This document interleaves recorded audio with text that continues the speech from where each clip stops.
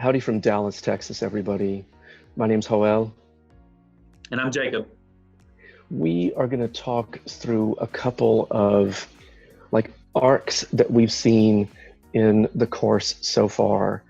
It's a day on connections, and we are really seeing not only connections that you're making possible for your students, but connections that you are creating for one another here. I know that early in the week in my coaching, and Jacob, I think you've had a similar experience, we would see a discussion post and it was as if you were speaking in shorthand to yourself sometimes. And a GOA coach would have to step in and say, wow, that sounds really interesting. Like, what's a link that you can show us? Or what's a doc that can help us out? Or what grade and discipline do you work in?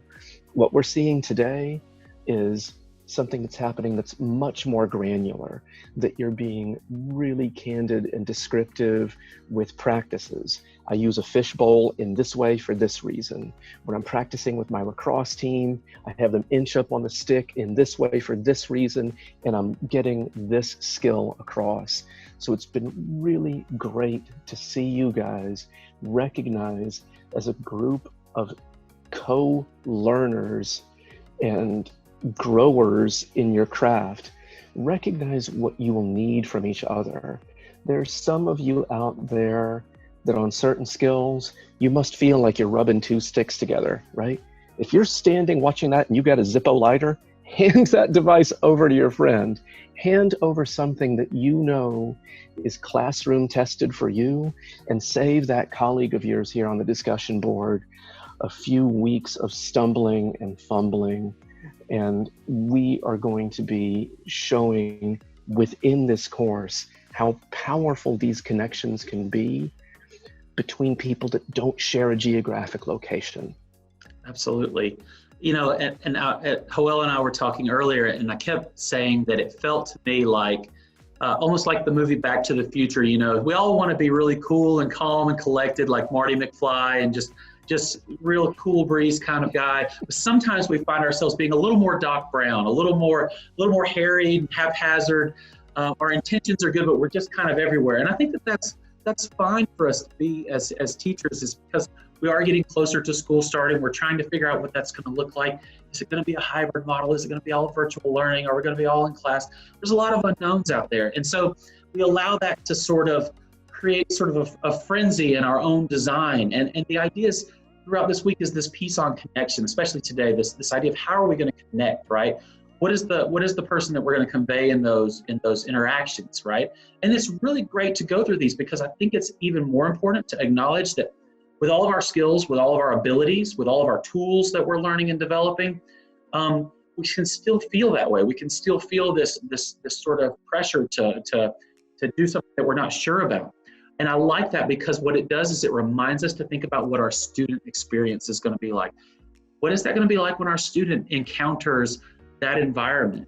And now we're getting a picture of what that feels like. You know, we've been planning at this for the summer, a lot of the spring, having loads of conversations around it. You're sitting here in this wonderful PD opportunity to really sort of develop what that is.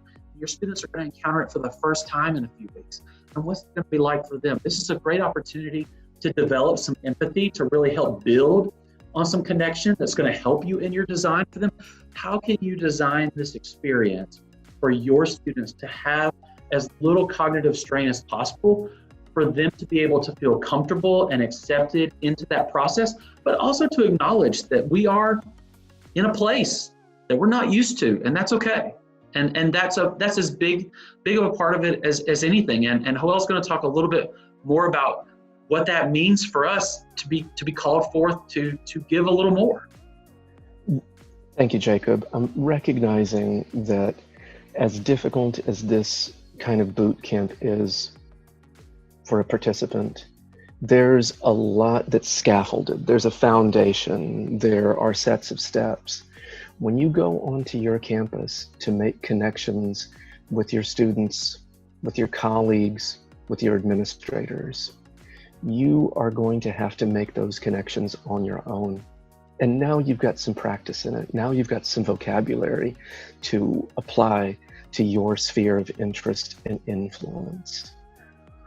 If you're a science guy and you have decided, equity work, that's somebody else's job over there, I would encourage you to make that connection to deepen what your student experience and your faculty experience can be like.